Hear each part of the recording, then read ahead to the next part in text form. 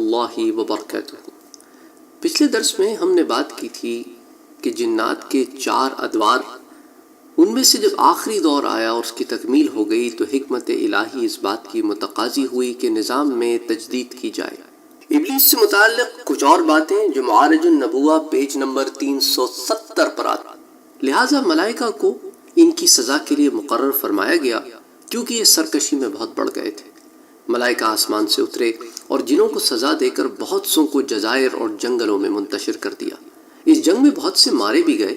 ان باقی رہنے والوں میں بہت باصلاحیت بھی تھے، وہ ملائکہ کے ہاتھوں قیدی ہوئے اور اپنے گھروں کو لوٹا دیے گئے۔ ان میں ایک شخصیت ابلیس کی بھی جو عزازیل کے نام سے مشہور تھا، جس کے بارے میں میں نے آپ کو بتایا کہ اس کے باپ کا نام خبلیس تھا اور اس کی ماں کا نام نبلی۔ ابتدا میں عزازیل اپنے باپ کی وجہ سے طعنوں کا شکار ہوتا تھا۔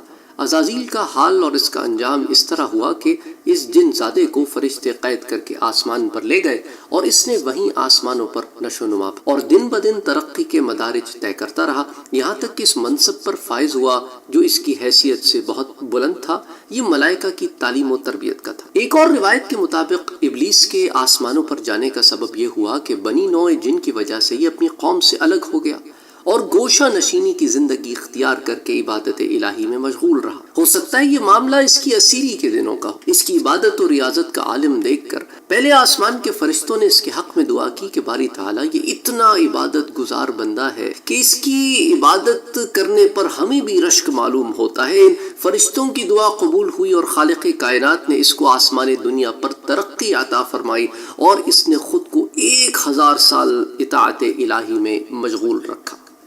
شیخ فرید الدین عطار کے فرمانے کے مطابق ابلیس زمین پر تھا اور ابتدائی حال میں زمین کے نچلے درجات میں تھا، مگر اس کی محنتوں کی وجہ سے اسے ترقی دے کر ان زمین کے طبق پر پہنچایا اور وہاں پر یہ 1000 سال عبادت میں مشغول رہا، جس کی وجہ سے پھر اس کی ترقی ہوئی اور اسے آسمان دنیا پر لائے۔ اور آسمان دنیا پر لانے سے پہلے اسے عبادت کے صلے میں اللہ رب العالمین نے 2 پر عطا فرمائے جو سبز زمرد کے تھے۔ ان پروں سے اڑ کر عزازیل آسمان اول پر آیا اور 1000 سال مصروف عبادت رہا۔ یہاں اس کا نام زاہد مشہور ہوا۔ یہاں سے وہ آسمان دوم پر آیا، دوسرے آسمان پر 1000 سال مصروف عبادت رہا، یہاں اس کو عابد کہہ کر پکارا گیا۔ 1000 سال کی عبادت کے بعد وہ تیسرے آسمان پر آیا، یہاں پر بھی 1000 سال مصروف عبادت رہنے کے بعد اسے راکع کے لقب سے پکارا گیا، یعنی کہ رکوع کرنے والا۔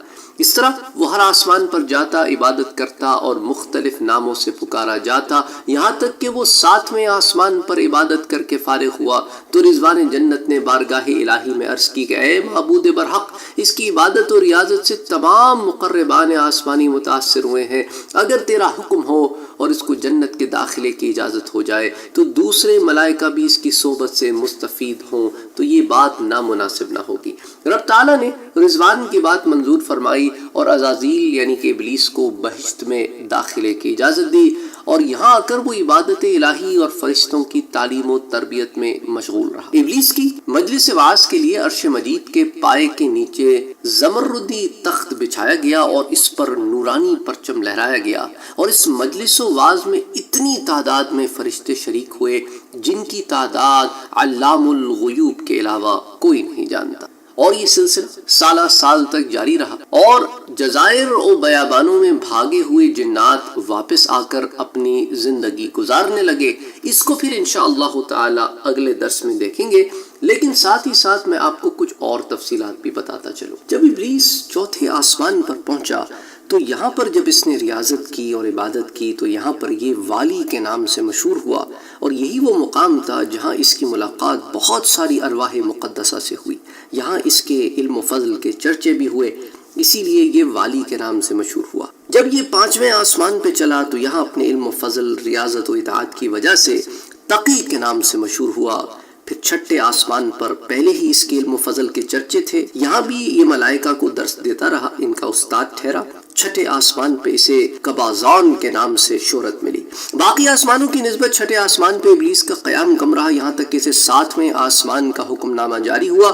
7ویں آسمان پہ ابلیس بقعہ نور میں رہا، 7 افلاک کے سب ملائکہ کا معلم قرار دیا گیا۔ یہاں پہنچ کر اس نے اپنی عاجزی ریاضت کی انتہا کر دی۔ کم و بیش 14,000 سال اس نے عرش کا طواف کیا۔ یہاں اس نے فرشتوں کے استاد یعنی کہ سردار عزازیل کے نام سے شہرت پائی۔ کم و بیش 30,000 سال یہ مقربین کا استاد رہا۔ ابلیس کے درس و باز کی میعاد کم و بیش 20,000 سال ہے۔ فرشتوں کے ساتھ قیام کی مدت کم و بیش 80,000 سال ہے۔ ابلیس جنت میں پہنچا، حکم ہوا کہ داروغہ جنت رضوان کی معاونت کرو اور اہل جنت کو اپنے علم و فضل سے بہراور کرو۔ وہ ابلیس کو جنت میں داخلے کا پروانہ مل گیا۔ جنت میں بھی اس نے اپنے علم و فضل کے دریا بہائے، داروغہ جنت رضوان کو بھی اپنے علم سے سیراب کیا۔ بعض روایات کے مطابق ابلیس 40,000 سال تک یہ فرض انجام دیتا رہا۔ اس دوران ابلیس کے من میں اپنی قوم کا سربراہ بننے، انہیں راہ راست پہ لانے کی خواہش جاگی، مگر بغیر حکم خداوندی ممکن نہ تھا۔ پھر جنت سے دوری بھی ابلیس کے لیے جان لیوا تھی۔ تو اب انشاءاللہ تعالی اگلے درس میں دیکھیں گے کہ ابلیس نے اپنی خواہش کو پورا کیا یا اس کی خواہش دل ہی میں رہ گئی۔ السلام علیکم ورحمۃ اللہ وبرکاتہ۔ اگر آپ نے ابھی تک ہمارے چینل کو سبسکرائب نہیں کیا ہے تو سبسکرائب کا بٹن دبائیں، بیل کے آئیکن کو پریس کریں تاکہ آپ کو ریگولر نوٹیفیکیشن اپڈیٹس مل سکیں اور آپ ہمیں ہمارے لائیو سیشنز میں بھی جوائن کر سکیں۔ ویڈیو پسند آنے کی صورت میں لائک، شیئر اور کمنٹ کرنا نہ بھولیں۔